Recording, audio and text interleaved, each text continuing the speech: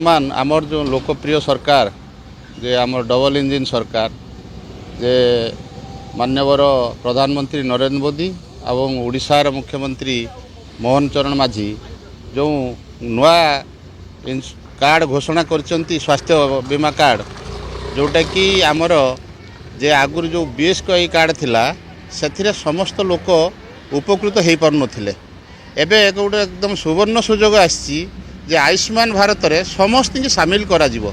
आउ गोटे बड़ कथा होची जोटा कि बीएसके रे लोक ट्रिटमेंट होउथले केवल ओडिशा भितरे। एबे हमर गोपबंधु जन आरोग्य योजना सेटार भी लोक माने माने उपल माने होची सुविधा पाइबे एवं आउ जो आयुष्मान ले सारा भारत वर्ष रे जोटी रोग वैराग्य जहाँ जोटी से मेडिकल एडमिशन है से हूँ माने समस्त सरकारी सुविधा से पाइपर। आगुरु 956टा मेडिकल ये सुविधा थिला एबे 27,000 मेडिकल ये सुविधा उपलब्ध हम। तेणु आमे बड़ बड़ धन्यवाद दबा एवं कृतज्ञता जनइबा आमर यशस्वी प्रधानमंत्री नरेंद्र मोदी को एवं आमर मान्यवर मुख्यमंत्री जे मोहन चरण माझी को। देखु पूर्व जो बीएसके कार्ड थिला आज कौन सी कारणवशतु जनकर जदि राशन कार्ड ना कटिगला तार स्वास्थ्य बीमारू ना कटिगला जे जड़े गरीब लोकटे बहुत हैरान होता। एबे जहाँ से सुजोग आसी से माने जो मानकर सब नथिला आउ ये जो मानकर भी थिला से नुआ योजना को पलि जिवे जे गोपबंधु जन आरोग्य योजना आउ आयुष्मान योजना।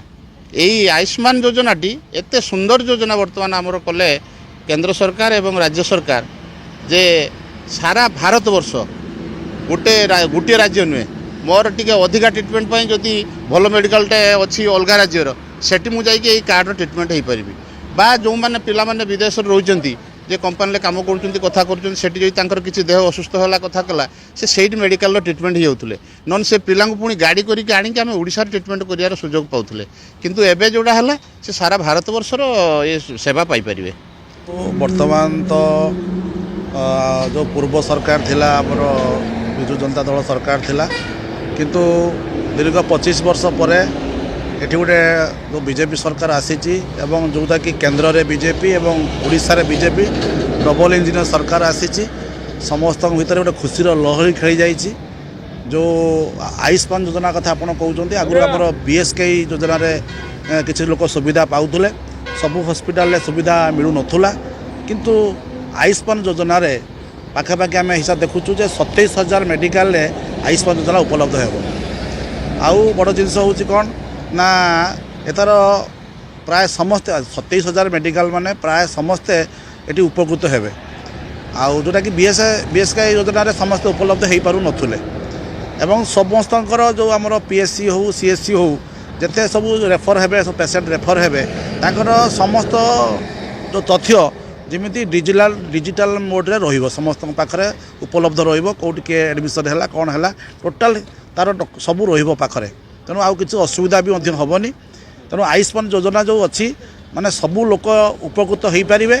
एटा डबल इंजिन सरकार आसी बोली ये जिनस हो पार्ला कहीं पूर्वर जो आम सरकार थिला आयुष्मान योजना को ओडिशा रे लागू करू नथुले किंतु डबल इंजिन आसिया द्वारा ये लागू हैला एवं 27,000 हॉस्पिटल रे ये उपलब्ध रहिबो।